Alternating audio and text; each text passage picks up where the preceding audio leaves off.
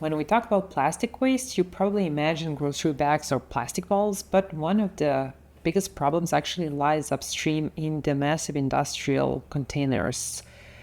We are rarely talking about this problem, and that's why we are dedicating this podcast episode to it.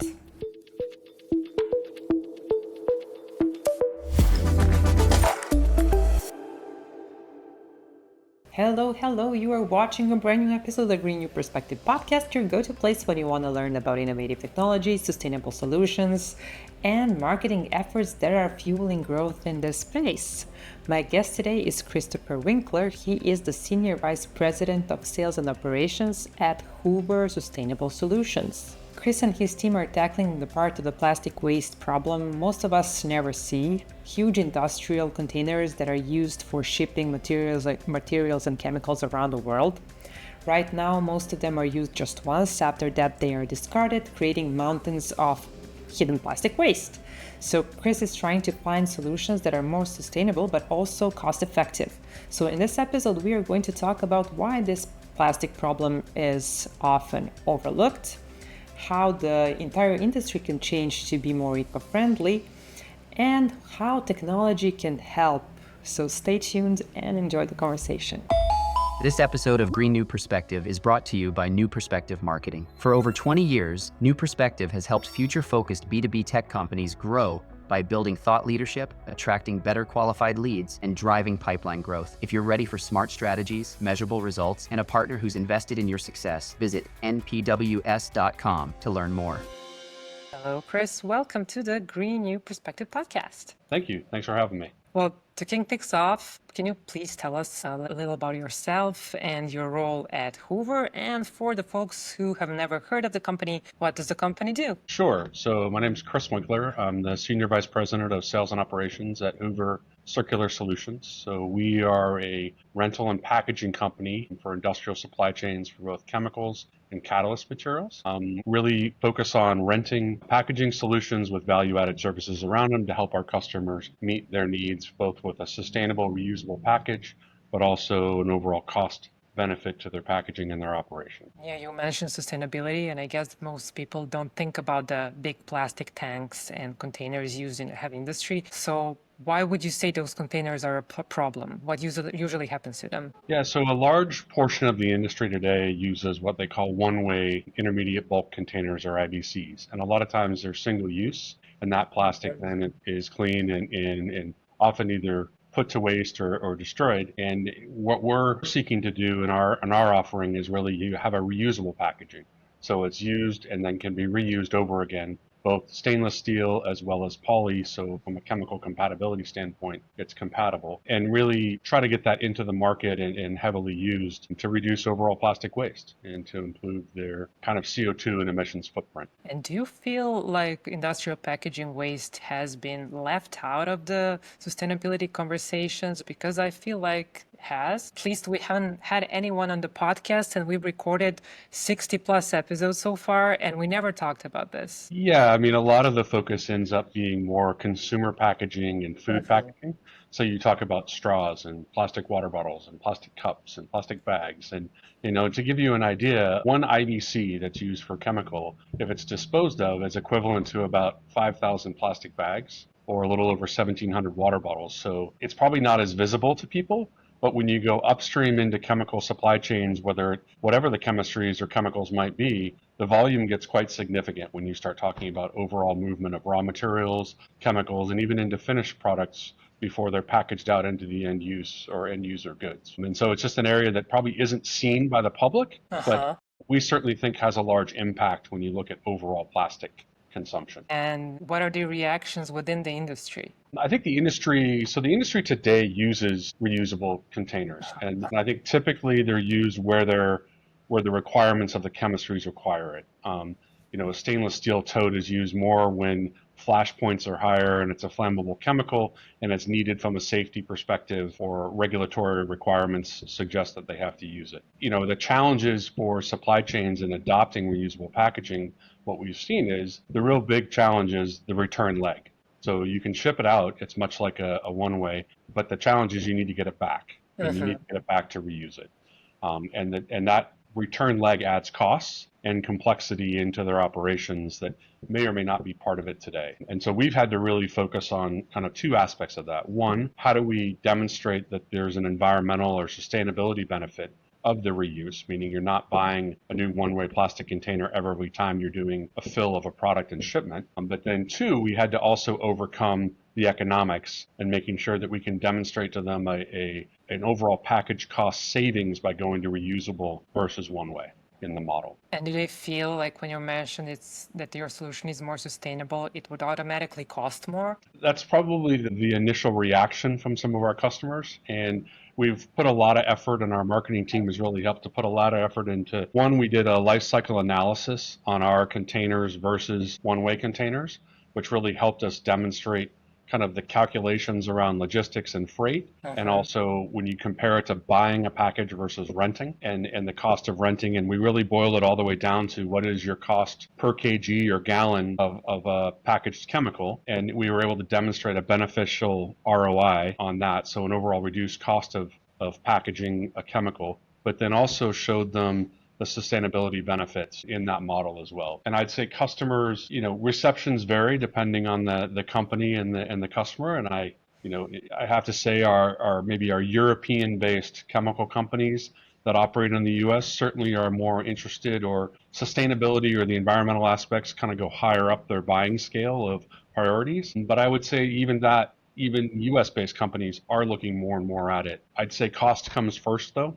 You have to clear the hurdle of showing overall package cost savings before you can get them to move to kind of that next step. And when Hoover made a shift from oil and gas to focus on reusable, sustainable packaging, what was initially behind it, and what was your reaction to this idea of rebranding and refocusing? Well, so I think it kind of started before I joined Hoover, but I came in later, and I would say it started in 2021, and really the company divested of its oil and gas offshore business, packaging and container business, and then also divested of its manufacturing side of the business. We manufactured our own IBCs for a number of years to really focus on rental and also really focus on a circular solution around packaging and sustainability. And I think I liked, the move has been great because it's opened up our customer base of who we can go in and service.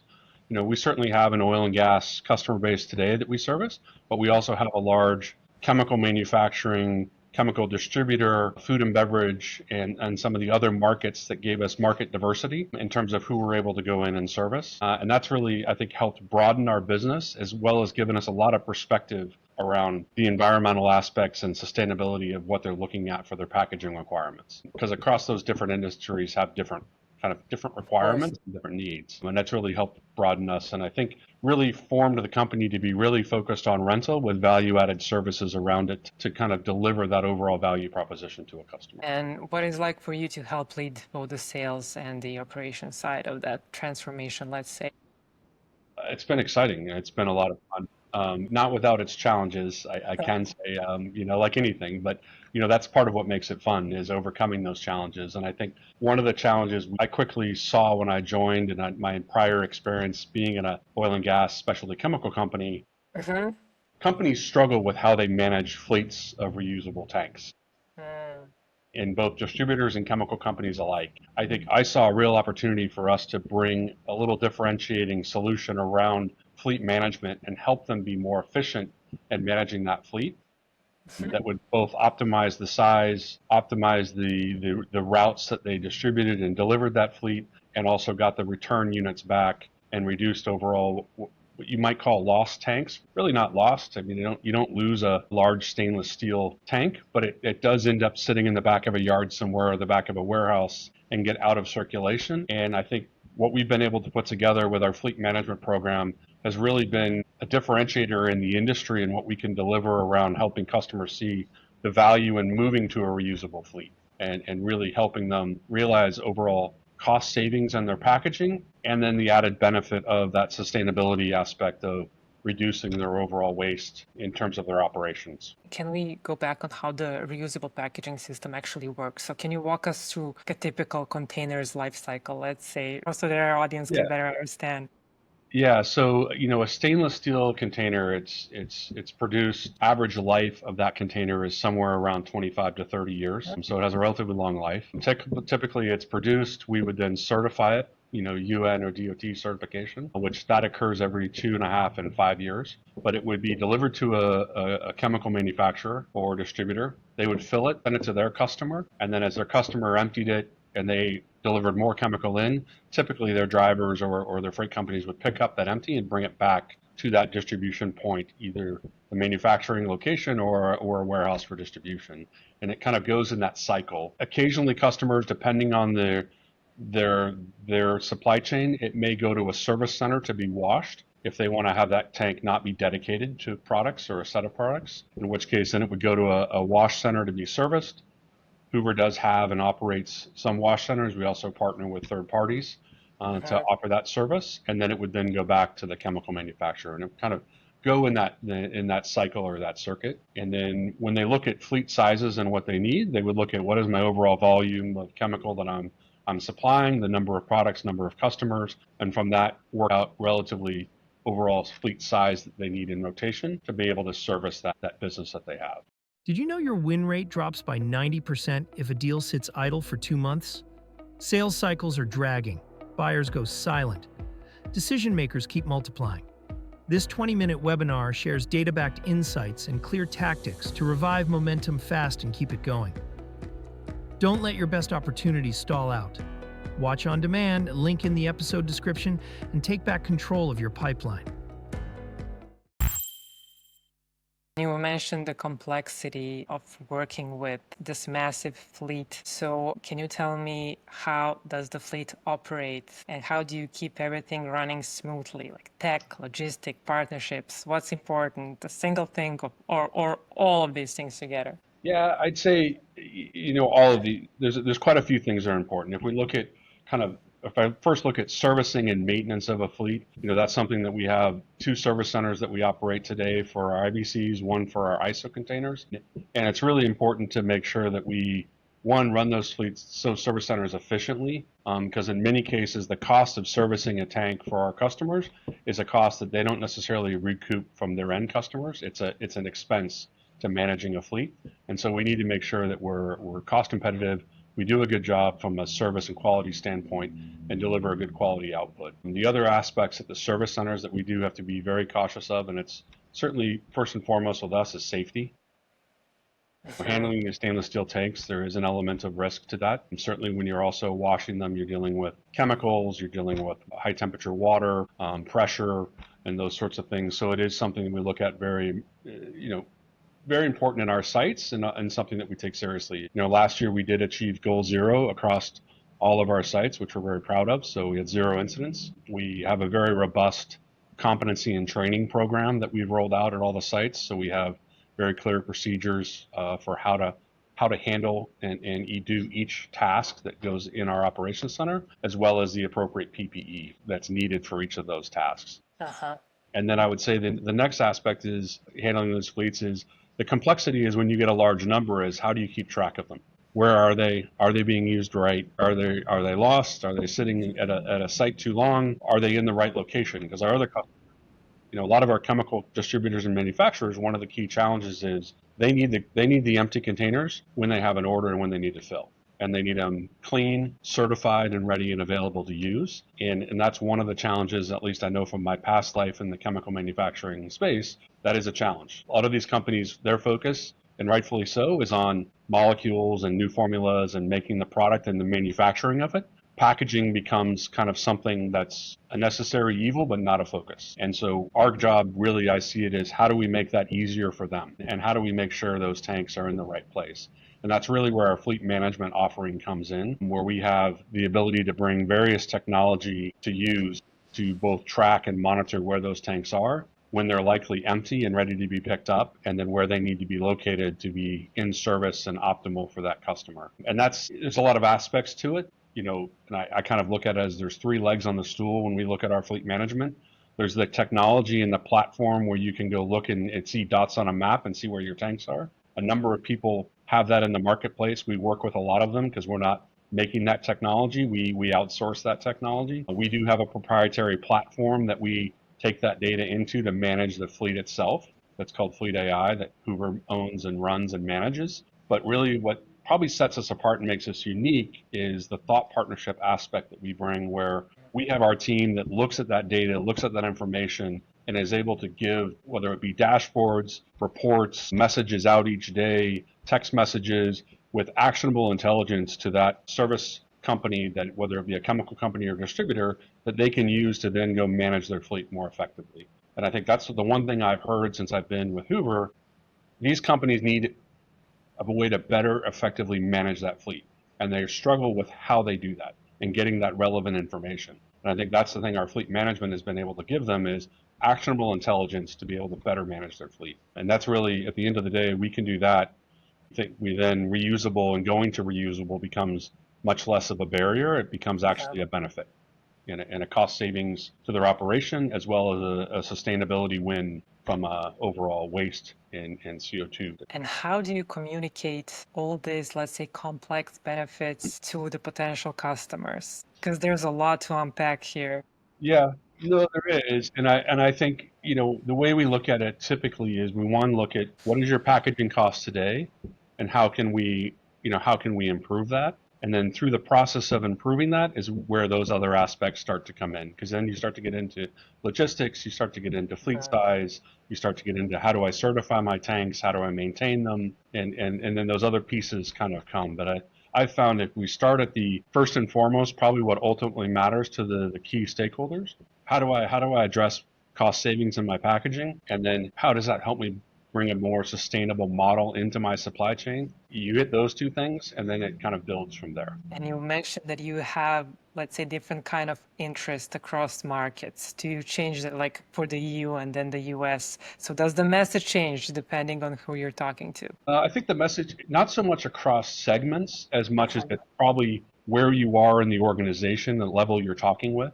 So if you're in the supply chain or the operational side, their questions or challenges or areas of concerns are maybe a little bit different than if you're with, say, an end user on the business side, or with their commercial teams or their end customers, and they have maybe a different set of concerns or challenges. And so I think that's where we kind of help build and coach our sales team to understand who you're in front of, and then tailor the messaging appropriately to address those challenges and concerns. I would say that one thing we've adapted our sales team, if I look specifically commercially and how we've gone to market, we have probably pivoted from more of a transactional sale, and are you interested in renting a unit and what's the day rate, into a solution-based sales force, where we're more counseling and trying to understand their challenges and issues, and then how can we address that? What's the right solution to address their challenges or their issues? And you mentioned Hoover AI, so can you tell us more a bit about that? Fleet AI is our platform. Yeah, and that's our platform for managing fleets. And so it really is a platform that we can take in data around the tank itself, whether it's its location. We can have telemetry. It can do level, so we know what the level in the tank is. We can also look at when it was last certified, when it's next due for certification, what was its last wash certification and wash spec, and what was it last serviced. All of that information comes in there, and we can look and manage an overall fleet. So it's really a platform for aggregating data and information on a customer's fleet. And then from there, we build out dashboards or reports, or have an API into their ERP systems or planning systems to kind of feed that information in, so they can see, I have 10 clean tanks ready at this warehouse for this product. I have what I need to ship that product. I have 15 tanks over here that have been at this customer for more than 20 days. They're likely empty. I need to reach out to them and find out if they are empty, and on my next delivery, pick up those tanks and bring them back. That type of information is then derived out of that platform. So it helps with better organization and transparency, I guess. Yeah, it helps. And I can say from my being in my past chemical industry, there aren't really systems that do that. I think we often had people with spreadsheets that tried to manage it, and it's challenging. I mean, there's other tracking systems out there, so you can track an asset, but just knowing that, hey, my tank is at that longitude and latitude doesn't actually tell me a whole lot necessarily. I need to know more than that. I need to know how long it's been there. When was the last ship there? I need to maybe know other attributes, and that's what we've tried to do, is build out a little more complete dashboard, but also do it in a way that we can deliver that information out to customers that's usable. Talking about transparency, there's a lot of greenwashing out there. Companies making sustainability claims without much to back them up. So how do you stay credible? Yeah, that's a good question. I think one of the things we did in 21 as we shifted to become Hoover CS, a couple of things we did. We went through a refinancing at the time, and we ended up getting a environmental backed loan. So we have certain criteria around our financing that we have to meet. And one of the criteria was we had to install and put in water recycling systems in our service centers to recycle water. We're achieving, largely achieving our goals around that recycling, both a benefit to the environment, also a benefit from a cost of operation as well. And that we also had a kind of, if you want to call it, put our money where our mouth is in terms of use our containers for relative chemicals in other solvents that we bring into those service centers. So go to a reusable model for our own intake of raw materials that we use for servicing our products. And then we had a renewable energy aspect of it as well. But that was one thing we did, was the sustainability backed loan, which also in turn made us do some things operationally that I think we would have done anyway, but nonetheless are good for our overall sustainability model. We also are in our 4th year of putting out our sustainability report. And so we do track metrics around our service centers and our operations about how we're doing in terms of improving on overall consumption of power and water and those aspects to try to reduce our overall carbon footprint. We also are part of EcoVadis. We're EcoVadis Silver this year. Been a member for a number of years. Follow up with that. We've also joined the UN Compact last year and do follow, I would say, closely a lot of the regulatory activity that's going on. Comes and goes or varies a little bit. Europe has a little more, I would call it a set path with some key things that we're watching closely in terms of tracking of packaging and use of types of packaging. US is a little bit more still, I would call it still being defined a little bit, but something we're watching closely. But I mean, really, it is something that we do take to the core and as a company, and are mindful of the fact that we are in a business and a market where we're trying to create a circular solution or a circular supply chain. We need to be doing the same in our facilities and our operations. Well, I'm also glad to hear that sustainability pays off, that it's cheaper in some aspects. It does. Gives us a better interest rate. I guess that's one of the prejudices people have when, talking about sustainable solutions, that they necessarily have to be more expensive, but it turns out they're not. And that's why they are surviving in the market, right? Oh yeah.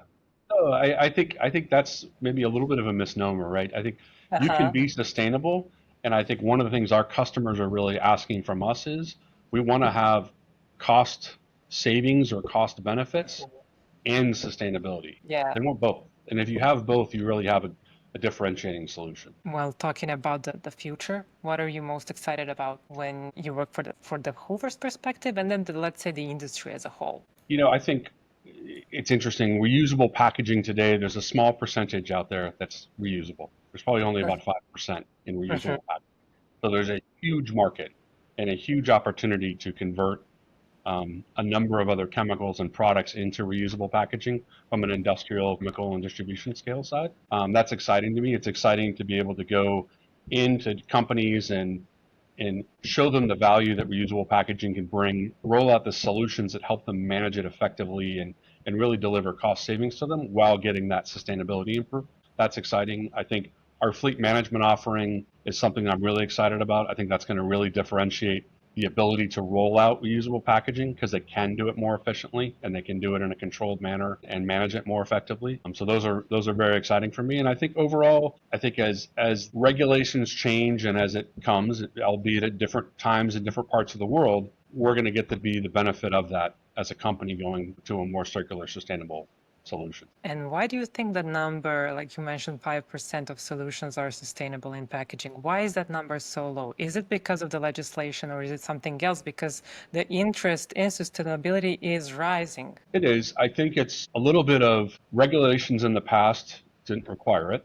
Where they did use it, it was because the chemicals flammability or flashpoint dictated they had to use a steel container. I think they also limited it because in the past it was costly. It was more expensive.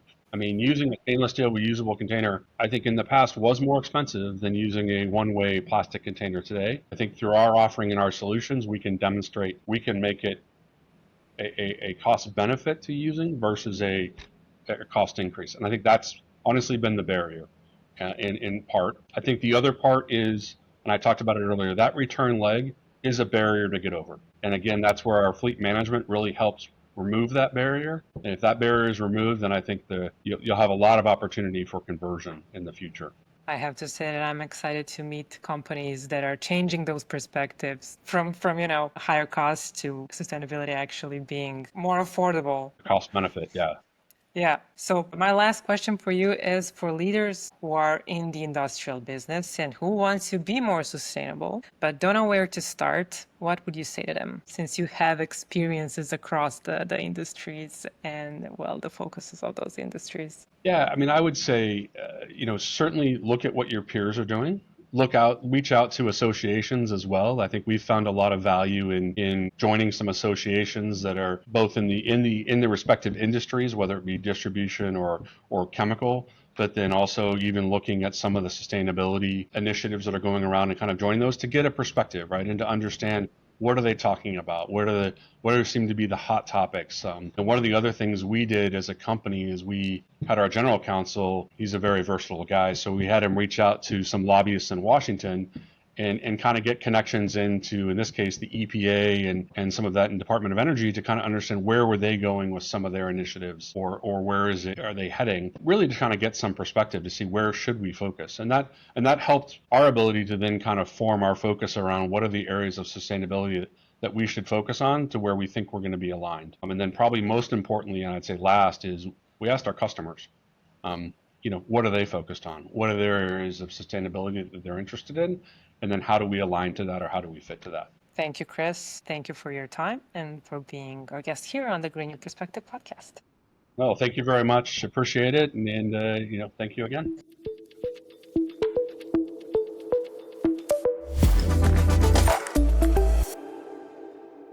Thank you for tuning in to Green New Perspective. This podcast is proudly sponsored by New Perspective.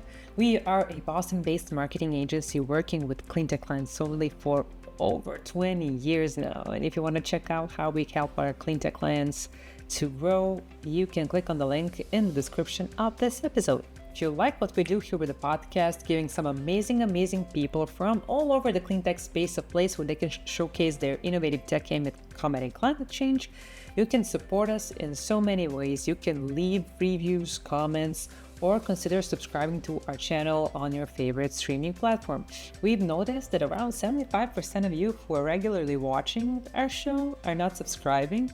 So just by hitting that subscribe button, you could help us to grow, to get even more people from the climate tech space and create additional content. So please consider doing that. Thank you in advance. And of course, thank you for tuning in to this episode, and hopefully I'll see you in the next one. Bye.